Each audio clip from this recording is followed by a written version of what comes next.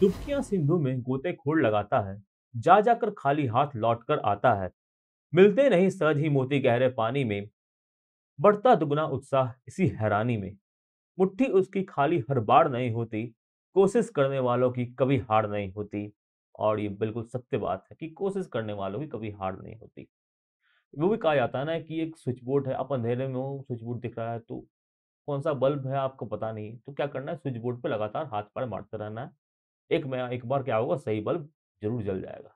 ठीक है, तो यही बात कही गई है कि प्रयास करते रहना है, गलतियों से सीखना है और सही दिशा को पकड़ के उसको आगे बढ़ते रहना है, बस यही करना है। तो मैं हूं प्रकाश और आज के करंट अफेयर के वीडियो में हम जानेंगे कि डेक्कन क्वीन भारत की पहली लग्जरी ट्रेन ने कितने वर्ष पूरे कर लिए हैं, किस क्रिकेटर को मिला है पाकिस्तान का तीसरा सबसे बड़ा सर्वोच्च सम्मान, और कौन बने हैं एनआईसी के नए डीजी। तो कॉपी कलम स्टार्ट उठा लीजिए क्योंकि स्टार्ट होने वाली है डेली करंट अफेयर की क्लास। और करंट अफेयर की क्लास का पहला प्रश्न दिखेगा आपको अपने स्क्रीन के ऊपर। ये पहला प्रश्न कहता है कि recently which union minister launch 75 day countdown to 75th year of independence on June 1 2022। हाल ही में किस केंद्रीय मंत्री ने 1 जून 2022 को 75 day countdown to 75 years independence की शुरू की, मतलब इसको आज़ादी का जो 75वां वर्ष हो रहा है उसके 75 दिन बाकी है, इस पर एक जो है कार्यक्रम हुआ, उसी किसने लॉन्च किया, ये प्रश्न है। ऑप्शन देख लेते हैं, A Amit Shah, B Smriti Irani, C Meenakshi Lekhi या डी राजनाथ सिंह। सही उत्तर जान लेते हैं, option number C Meenakshi Lekhi जो कल्चरल की मिनिस्टर है और कल्चरल की स्टेट मिनिस्टर है। ठीक है, अमित शाह की बात करें तो अमित शाह जो है वो गृह मंत्री हैं। स्मृति ईरानी भी एक मंत्री है, कौन सी मंत्री हैं आप बताएं कमेंट सेक्शन में कि स्मृति ईरानी भारत की कौन सी कैबिनेट मंत्री हैं। राजनाथ सिंह है कौन से, डिफेंस मिनिस्टर है। ठीक है, तो जानते हैं इसके बारे में। तो union minister of state for culture राज्य की मंत्री हैं मीनाक्षी लेखी। इन्होंने लॉन्च किया 75 day countdown to 75 year of independence नई दिल्ली में, यानी कि एक समारोह लॉन्च किया जिसमें बताया गया कि 75 दिन बाकी है और काउंटडाउन जो है वो उसका स्टार्ट हो चुका है 75 दिन काउंटडाउन का। कल्चरल सेक्रेटरी जो है गोविंद मोहन इस मौके पर मौजूद थे। न्यू दिल्ली एमसीडी की जो सेक्रेटरी हैं ईसा कोसला वो भी यहाँ पे मौजूद थी और कई सारे सीनियर मिनिस्टर्स यहाँ पे मौजूद थे। इसमें क्या किया गया है कि सेंट्रल पार्क के दिल्ली में वहाँ पे एक बहुत बड़ा सा स्क्रीन सेटअप कर दिया गया है और स्क्रीन में हमें दिखाया जाएगा कि भारत के 75 साल में क्या क्या उपलब्धियाँ रही हैं और उन लोगों का बलिदान दिखाया जाएगा कि जिन्होंने इस स्वतंत्रता संग्राम में जो है वो बलिदान किया है भारत की स्वतंत्रता के लिए। कई सारे अनसंग हीरोज भी हैं, उनके बारे में भी बताया जाएगा। आज़ादी का अमृत महोत्सव हम मना रहे हैं, 75 वर्ष बता रहे हैं अपने आज़ादी के। तो काफ़ी अच्छी बात है, आगे बढ़ेंगे अगले सवाल पर। सवाल संख्या 2 कहता है कि the campaign her Ghar Dastak 2.0 is launched for which among the following purpose. Har Ghar Dastak 2.0 मतलब अभियान को निम्नलिखित में से किसी कार्य के लिए लॉन्च किया गया है। ऑप्शन है ओडीएफ कैंपेन, ओडीएफ का अभियान, B covid vaccination campaign, covid टीकाकरण अभियान, सी पल्स पोलियो अभियान, पल्स पोलियो कैंपेन, या डी अगेंस्ट डोमेस्टिक वायलेंस यानी कि घरेलू हिंसा के खिलाफ अभियान। तो इसका सही उत्तर क्या होगा, सही उत्तर होगा ऑप्शन नंबर बी कोविड टीकाकरण अभियान यानी या कोविड वैक्सीनेशन कैंपेन, और इसी के लिए बना लाया गया है हर घर दस्तक 2.0। हेल्थ मिनिस्ट्री के द्वारा ये लाया गया है। और ओडीएफ कैंपेन आपको पता है क्या होता है, ओपन डिफिकेशन कैंपेन मतलब खुले में शौच मुक्त। तो इसके अलग कैंपेन्स होते हैं, क्या कैंपेन्स होते हैं, ये सब जो चारों इंपॉर्टेंट है इनके क्या कैंपेन्स लाए गए हैं वो आपको पढ़ना जरूरी है। तो कभी ऑप्शन इसलिए भी दिए जाते हैं कि ऑप्शन से आप सीखें कि ऑप्शन से क्या क्या और सवाल बन सकते हैं। ठीक है दोस्तों, तो आगे बढ़ते हैं, इसके बारे में जानते हैं कुछ बातें। यूनियन हेल्थ मिनिस्ट्री ने लॉन्च किया है, यूनियन हेल्थ मिनिस्टर कौन है, मनसुख मंडाविया है। तो महीने का कैंपेन है, इसका एम क्या है, वैक्सीनेट करना लोगों को। ठीक है, तो इनका फर्स्ट डोज या सेकंड डोज नहीं मिला है उनको सेकंड डोज फर्स्ट डोज दिलवाना, और साथ ही साथ जिन्हें मतलब प्रिकॉशन डोज की भी जरूरत है उन्हें प्रिकॉशन डोज भी डलवाना, मतलब बूस्टर डोज जिसे कहते हैं वो भी उन्हें डलवाना इस कैंपेन का मकसद है। तो पहली जो इसकी जो थर्ड 1.0 जो कैंपेन था वो लॉन्च हुआ था कब, 3 नवंबर 2021 को था, और इसका एम यही था मोबिलाइज करना, वैक्सीनेट करना ज़्यादा से ज़्यादा लोगों तक, ज़्यादा से ज़्यादा लोगों तक वैक्सीनेशन को पहुंचाना, इसके बारे में अवेयरनेस फैलाना। ठीक है दोस्तों, तो आगे बढ़ते हैं अगले सवाल पर आते हैं। सवाल संख्या 3 कहता है कि eight which place border coordination conference between BSF and BGB began, BSF BGB के बीच सीमा समन्वय सम्मेलन किस स्थान पर शुरू हुआ है। Option number A Kolkata, B Dhaka, C Chittagong या डी सिलचट। सही ऑप्शन क्या होगा, ऑप्शन नंबर डी सिलचट। तो जानते हैं इसके बारे में। तो यहाँ पे ऑप्शन देखो तो क्या लग रहा है कि ऑप्शन से ये भारत और बांग्लादेश की जगह है, तो ये कुछ संभव है कि भारत और बांग्लादेश के बीच में होगा। तो इस तरह से भी आप कनेक्ट करके कभी कभी सवालों को सॉल्व कर सकते हैं। जानते हैं इसके बारे में। तो जो इंस्पेक्टर जनरल है बीएसएफ के, उस लेवल की ये मीटिंग हुई थी और कोऑर्डिनेशन कॉन्फ्रेंस हुआ था इंडिया और बांग्लादेश के बीच में सिलचट में। सिलचट कहाँ है? ये बांग्लादेश में ही है। 4 दिवसीय कॉन्फ्रेंस था, जून 2 को ये समाप्त हो गया।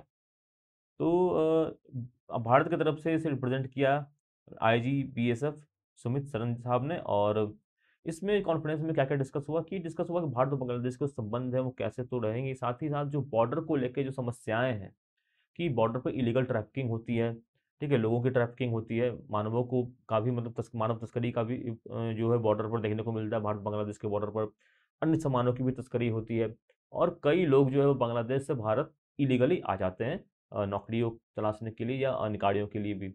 तो इन चीज़ों को रोकने की क्या क्या जो है व्यवस्था हो सकती है, इस पर जो है मीटिंग की गई थी। ठीक है, तो बीजीपी क्या है? बोजी बीजीपी बांग्लादेश की जो हमारे तरफ बीएसएफ है, सिर्फ बांग्लादेश का जो है बॉर्डर गार्ड्स बांग्लादेश, यानी कि बांग्लादेश के बॉर्डर को प्रोटेक्ट करती है। तो बीएसएफ प्रोटेक्ट करती है भारत के बॉर्डर को, कहाँ कहाँ पे? पाकिस्तान के बॉर्डर को और बांग्लादेश के बॉर्डर को। ठीक है, पाकिस्तान और बांग्लादेश के बॉर्डर को कौन प्रोटेक्ट करता है? BSF, border security forces. Okay, और बीएसएफ के डीजी कौन है ये आप बताएं कमेंट सेक्शन में। आगे बढ़ेंगे, सवाल संख्या चौथे पे आते हैं। चौथा सवाल कहता है कि India first deluxe train completes 92 years of service in June 2022, what is the name of the train? Bharat की पहले डिलक्स ट्रेन ने जून 2022 में 92 वर्ष की सेवा पूरी कर ली है। इस ट्रेन का नाम क्या है? ऑप्शन नंबर ए कह रहा है डेक्कन क्वीन एक्सप्रेस, बी शताब्दी एक्सप्रेस, सी कह रहा है महाराजा एक्सप्रेस, या डी ट्रेजर ऑफ इंडिया। सही उत्तर है ऑप्शन नंबर ए डेक्कन क्वीन एक्सप्रेस। तो डेक्कन क्वीन एक्सप्रेस ने अपने 92 वर्ष पूरे कर लिए सेवा के। और अगर इस ट्रेन की बात करें तो 1 जून को इसने 92 वर्ष पूरे किए। ये ट्रेन कहाँ से कहाँ तक जाता है? पुणे से मुंबई तक जाता है।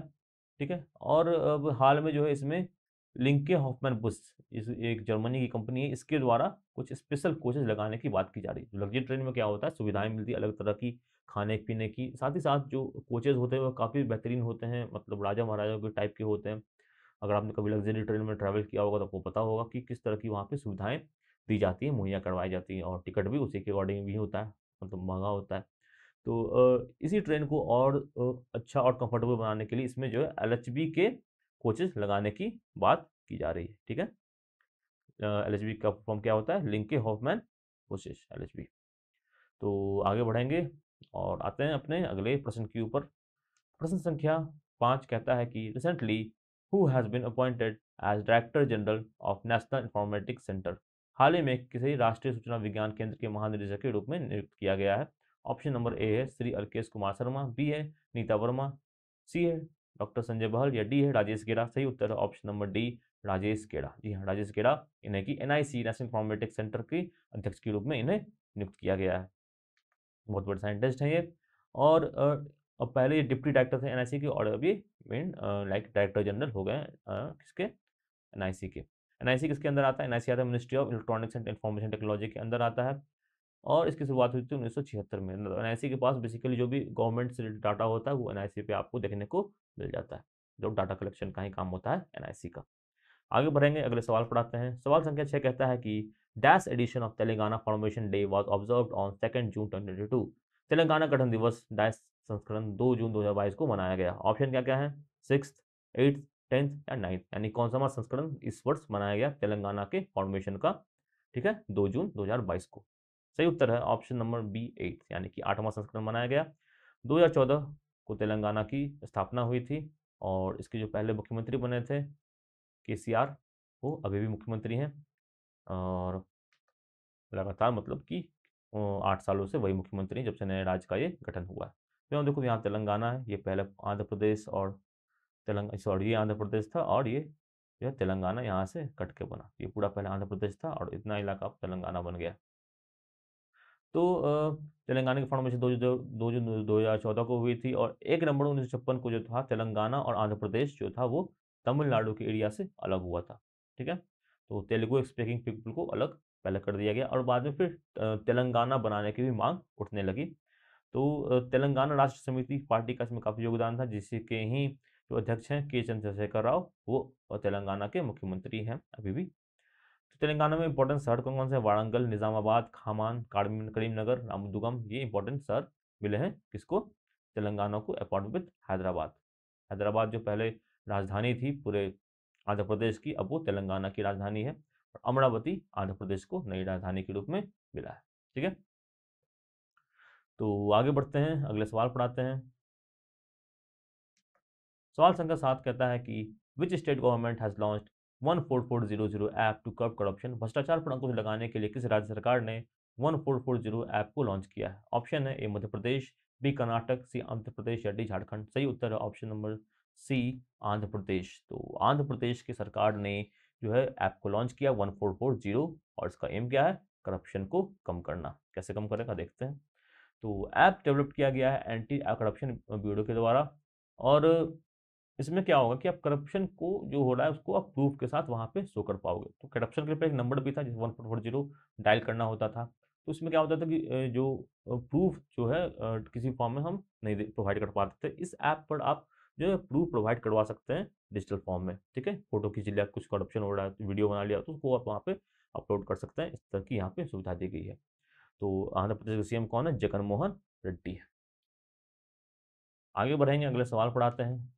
सवाल संख्या 8 कहता है कि researchers of which IIT has developed a technology to overcome spectrum shortage in wireless communication?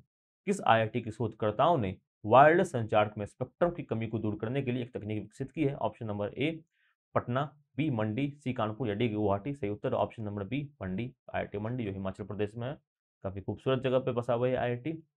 और यहाँ पे क्या हुआ है कि जो रिसर्चर्स उन्होंने एक बेसिकली एक सॉल्यूशन खोजा है कि स्पेक्ट्रम जो होता है हमें बचता है। स्पेक्ट्रम बेसिकली क्या होता है कि फ्रीक्वेंसीज कुछ प्रोवाइड की जाती है, रेडियो फ्रीक्वेंसीज। ठीक है, जैसे कि अब हमें टेलीकम्युनिकेशन करना है, नंबर चाहिए, तो नंबर तो पहले कम होता है, बाद में बहुत ज़्यादा, अब सभी के पास टेलीफोन आने लगा, तो क्या चाहिए? बहुत ज़्यादा फ्रीक्वेंसी चाहिए, बहुत ज़्यादा नंबर चाहिए लोगों को प्रोवाइड करने के लिए।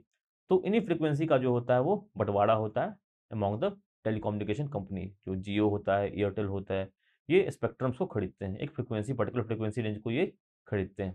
तो सब कंपनियां खरीदने लगेगी, क्या हो जाएगा? स्पेक्ट्रम कम हो जाएंगे, लोगों को हमें और स्पेक्ट्रम चाहिए, तो इसकी भी डिविजन्स भी होते हैं।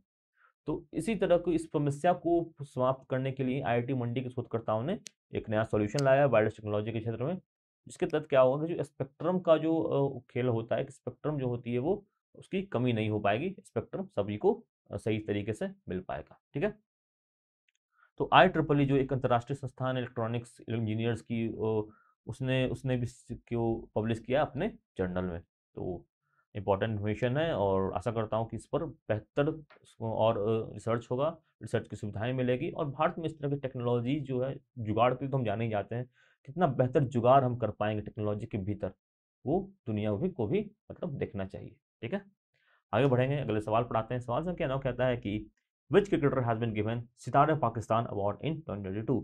किस क्रिकेटर को 2022 में सितारे पाकिस्तान पुरस्कार दिया गया है? Option number 1 Kieron Pollard, B Darren Sammy, C Wasim Akram या डी बाबर आजम। सही उत्तर है option number B Darren Sammy. तो डैरेन सैमी को मिला है पाकिस्तान का तीसरा सबसे बड़ा अवार्ड, इसका नाम है सितारे पाकिस्तान। पहला अवार्ड क्या होता है? निशान पाकिस्तान, दूसरा अवार्ड होता है हिलाल पाकिस्तान, तीसरा होता है सितारे पाकिस्तान। अब इन्हें अवार्ड क्यों मिला है? तो ड्रेन सैमी जो थे लगातार ये पाकिस्तान क्रिकेट लीग में खेल रहे हैं, और पाकिस्तान के क्रिकेट को डिवाइव करने में इनका योगदान रहा है, इसलिए इन्हें ये अवार्ड मिला है। जो पाकिस्तान क्रिकेट लीग होती है, अब उतनी आईपीएल इतनी फेमस नहीं है, आईपीएल से मतलब आईपीएल के सामने कुछ है ही नहीं एक्चुअली। तो वहाँ पे ये खिलाड़ी है, और अब जो कोई विदेशी खिलाड़ी पाकिस्तान में आके खेल रहा है, वहाँ पे आप देख रहे हो, एक बार हुआ था कि श्रीलंका से क्रिकेटर गए थे, उनके ऊपर हमला हो गया था। इस तरह की सिक्योरिटी थ्रेट्स वहाँ पे रहती हैं, तो ऐसे में कोई खेल रहा है तो पाकिस्तान सरकार क्या कहेगी? भाई आप हमारे यहाँ आए हैं, बहुत अच्छी बात है, तो आपको तो अवार्ड देना बनता ही है। ठीक है, आप आईपीएल में तुम्हारे बहुत सारे विदेशी खिलाड़ी आते हैं, उनके यहाँ इक्का दुक्का आते हैं, तो जो आते हैं उन्हें सम्मानित किया जाएगा, जाहिर सी बात है। तो सितारे पाकिस्तान से इन्हें सम्मानित किया गया है। और एक सवाल अक्सर बनता है क्वेश्चन एग्जाम्स में कि ऐसे भारत के कौन से प्रधानमंत्री थे जिन्हें निशान पाकिस्तान दिया गया था? तो इसका उत्तर होता है मुरारजी देसाई, ये भारत के प्रधानमंत्री थे, इन्हें पाकिस्तान के भी सर्वोच्च जो अवार्ड होता है निशान पाकिस्तान, उससे भी सम्मानित किया गया था। ठीक है, तो आगे बढ़ेंगे, अगले सवाल पे आते हैं। सवाल संख्या 10 कहता है कि who has been appointed as director general of Sashastra Seema बल? सशस्त्र सीमा बल के महानिदेशक के रूप में किसे नियुक्त किया गया है? ऑप्शन है ए एस.एल. थाउसेन, बी पंकज सिंह, सी कुलदीप सिंह या डी संजय अरोड़ा। सही उत्तर है ऑप्शन नंबर ए एस.एल. थाउसेन। इन्हें नियुक्त किया गया है क्या? सशस्त्र सीमा बल के नए अध्यक्ष के रूप में। जो एसएसबी होता है, सशस्त्र सीमा बल होता है, बेसिकली क्या गार्ड करता है? ये इंडिया के नेपाल बॉर्डर और इंडिया के भूटान बॉर्डर को ये गाइड करने का काम करता है। ठीक है, तो इसी के डीजी बने हैं एस.एल. थाउसेन। ठीक है, पंकज सिंह किसके डीजी हैं? पंकज सिंह डीजी हैं बेसिकली बीएसएफ के, यानी कि बॉर्डर सिक्योरिटी फोर्सेस के। बॉर्डर सिक्योरिटी फोर्सेस की चर्चा अभी हमने की थी। ये इंडिया और पाकिस्तान और बांग्लादेश से जो हमारा बॉर्डर लगती है उसको प्रोटेक्ट करने का काम करते हैं।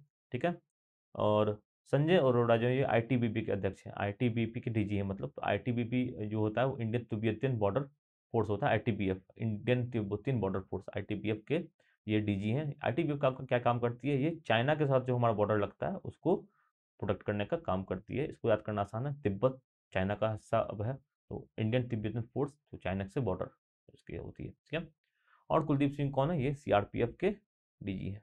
ठीक है, सेंट्रल रिजर्व पुलिस फोर्स के। तो कौन सी देश की बॉर्डर जो होती है वो कौन सी जो ऑर्गेनाइजेशन वो प्रोटेक्ट करती है, ये जानना इंपॉर्टेंट होता है, अक्सर एग्जामों में पूछा जाता है। तो यहाँ पे इंफॉर्मेशन है, आशा करता हूँ आपने इसे अच्छे से नोट कर लिया होगा। नहीं नोट किया है तो बैक जाइए, इसको समझिए और इसको नोट करिए। ठीक है, तो इसी के साथ जानते हैं इसके बारे में कुछ और बातें। आईपीएस जो अफसर थे सुजो लाल सोसन, ये बने हैं डीजी सशस्त्र सीमा बल के, जो कि नेपाल और भूटान के बॉर्डर को प्रोटेक्ट करता है। अभी हमने जाना 1998 बैच के ये आईपीएस ऑफिसर हैं।